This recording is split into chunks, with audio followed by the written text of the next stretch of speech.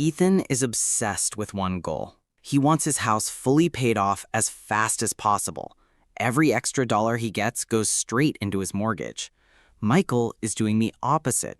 He invests every extra dollar into the stock market. Both believe they are smart, but here's the shocking truth most people miss today. The financial world changed quietly, and many people are still following old advice. Strategies that worked perfectly a few years ago may not work today. So if you are making financial decisions based on outdated thinking, you could be losing big without knowing it. Now ask yourself this: are you using old rules in a new game? Ethan and Michael are both 35 years old. They earn the same salary and live in the same city. They bought the same house for $400,000. They both want financial freedom and peace of mind before retirement.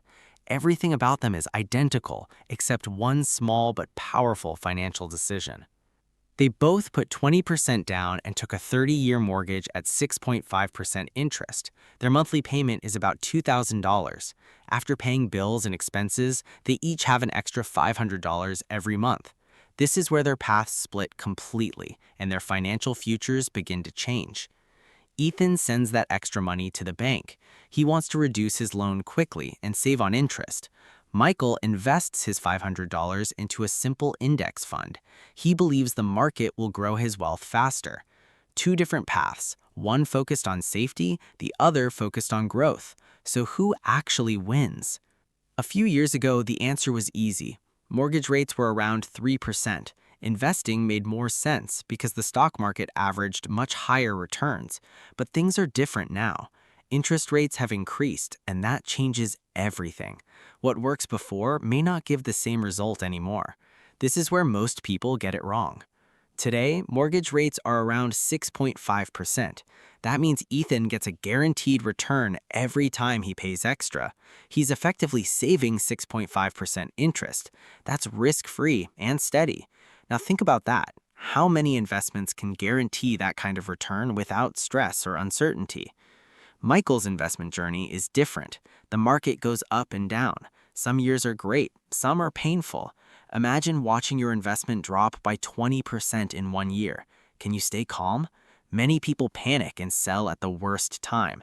That emotional pressure is something most people underestimate. But here's the interesting part. Ethan feels peace because his debt is shrinking faster.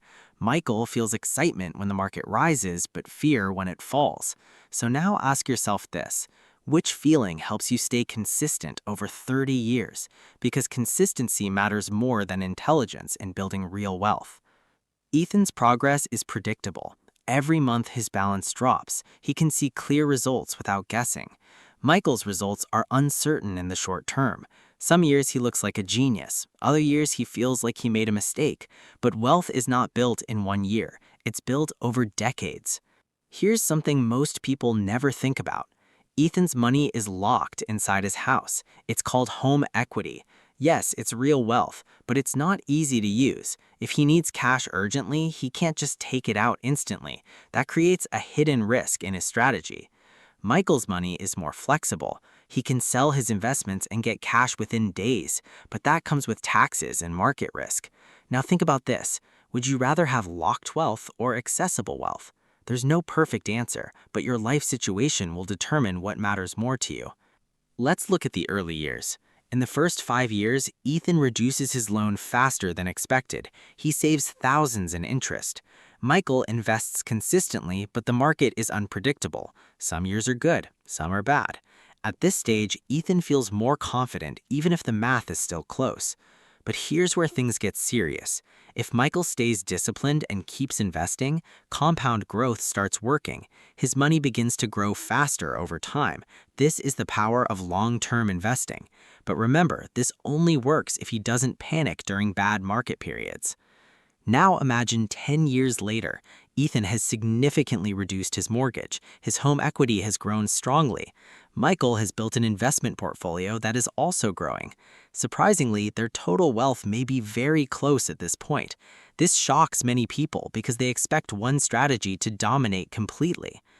By year 15, something important happens. Ethan is getting closer to paying off his mortgage early. His monthly expenses are about to drop significantly. Michael still has many years left on his loan. This difference creates a major shift in how their financial lives feel day to day. When Ethan finally pays off his house, everything changes. He no longer owes monthly mortgage payments. That frees up a large amount of money every month. Now he can start investing heavily. And here's the twist. He's now investing much more than Michael ever did monthly. Michael has been investing longer, but with smaller amounts. Ethan starts later, but invests larger amounts consistently. Over time, this reduces the gap between them. This is something many people never consider. Timing matters, but so does how much you invest regularly. After 30 years, both Ethan and Michael own their homes fully. Michael has a larger investment portfolio because he started earlier, but the difference is not as big as most people expect. In some cases, it may be only a small percentage difference. That's surprising, right? Now, here's the key insight. The final result depends heavily on market performance. If the market performs strongly, Michael wins clearly. If returns are average or low, Ethan may actually come out ahead. So the outcome is not guaranteed. It depends on factors you can't fully control. This is where most advice online fails. People speak with confidence, but they ignore changing conditions. The truth is simple. There's no one perfect strategy for everyone. The best choice depends on your mortgage rate, your risk tolerance, and your discipline over time. So what should you actually do? First, always take advantage of any employer retirement match. That's free money. Never skip it. Second, build an emergency fund. Life is unpredictable, and you need cash ready.